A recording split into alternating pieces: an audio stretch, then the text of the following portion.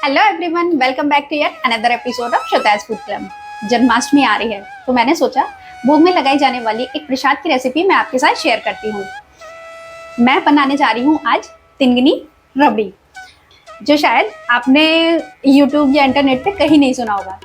मेरे पापा के वहाँ तो जन्माष्टमी से लेकर बलदेव छठ तक तिंगनी रबड़ी का भोग लगाया जाता है, स्पेशली बलदेव छठ पर।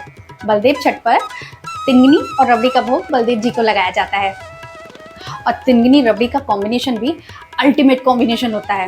तो चलिए देखते हैं हम इसे कैसे बनाते हैं। आज जो ये हम रबड़ी बनाएंगे वो इस लोहे की कढ़ाई में बनाएंगे। दूध डालने से पहले मैं कढ़ाई को हल्का सा घी लगाकर ग्रीस कर रही हूँ, जिससे कि दूध नीचे कढ़ाई में लगेगा नहीं। इसके लिए मैं यहाँ पर ले रही हूँ 1 लीटर फुल क्रीम दूध। आप जब भी रबड़ी या कुछ ऐसा बनाएं तो आप ट्राई करें कि दूध फुल क्रीम ही हो। सबसे पहले हम दूध को उबलने के लिए रखेंगे और उसमें इस तरह का स्पैचुला डाल देंगे, ताकि जब दूध में उबाल आए तो दूध उबल के बाहर ना निकले। जैसे ही दूध में उबाल आए, सबसे पहले मैं इसमें ऐड कर रही हूँ 1 टेबल स्पून शुगर। हम यहाँ पे शुगर बहुत कम डालेंगे क्योंकि हमें रबड़ी मीठी नहीं बनानी है। और फिर गैस की फ्लेम बिल्कुल स्लो कर देंगे और इस पर धीरे धीरे इस तरह से जब मलाई आती जाए तो आप इस मलाई को साइड करते जाइए। आपने ये प्रोसेस तब तक रिपीट करना है जब तक कि दूध में अच्छा सा गाढ़ापन ना आ जाए। अब ये दूध लगभग 1/4 रह गया है और इसमें देखिए इस तरह से बड़े बड़े बबल्स आ रहे हैं।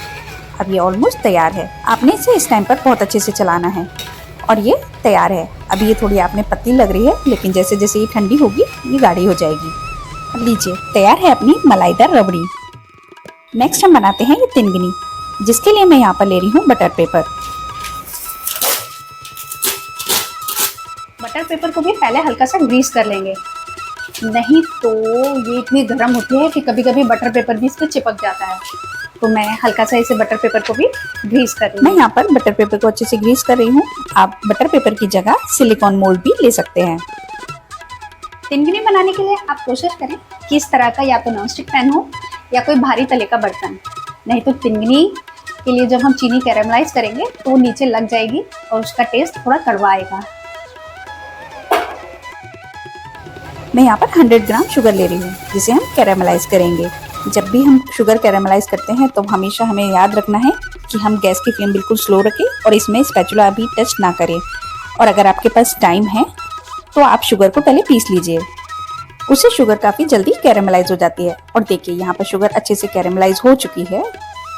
अब इस स्टेज पर हमें काम बहुत फटाफट करना है। जैसे ही ये चीनी कैरेमलाइज हुई है, बस हमें इसे फटाफट उठाना है और जो बटर पेपर पे हमने ऑयल लगा के रखा हुआ है उस पर ट्रांसफर करना है, नहीं तो ये यहीं पर जमने लगेगी। और अगर हम गैस इसे थोड़ी देर के लिए ऑन रखेंगे तो ये यहीं पर थोड़ा सा ज़्यादा पक जाएगी और इसका टेस्ट कड़वा हो जाएगा। आप अगर बिगनर हैं तो प्लीज़ इस टाइम पर आप ध्यान रखिए, क्योंकि शुगर बहुत गर्म होती है। इसका टेम्परेचर इस वक्त बहुत ज़्यादा होता है, आप जल भी सकते हैं। तो प्लीज़ केयरफुली इस पर काम कीजिए। फिर मैं इसमें ऐड कर रही हूँ ये थोड़ी सी पिसी हुई ब्लैक पेपर, जो कि ट्रेडिशनली इस प्रसाद में ऐड की ही जाती है और इससे टेस्ट भी बहुत अच्छा आता है। और फिर मैं इसमें ऐड कर रही हूँ थोड़े से मेलन सीड्स। मैं इस तिंगनी को वही शेप देने की कोशिश कर रही हूँ जैसे कि हमारे ब्रज में ये प्रसाद में मिलती है। वहाँ पर वो लोग इसे मटकी पर बनाते हैं, पर घर में तो ये पॉसिबल है नहीं, तो मैं इस तरह से इसे शेप देने का ट्राई कर रही हूँ। Finally done. अब जब ये बिल्कुल अच्छे से ठंडा हो जाए तभी आप इसका बटर पेपर हटाएं, नहीं तो बटर पेपर इस पर चिपका रह जाएगा। और देखिए इस पे से बटर पेपर हट चुका है और ये कितना सुंदर लग रहा है, एकदम ट्रांसपेरेंट है।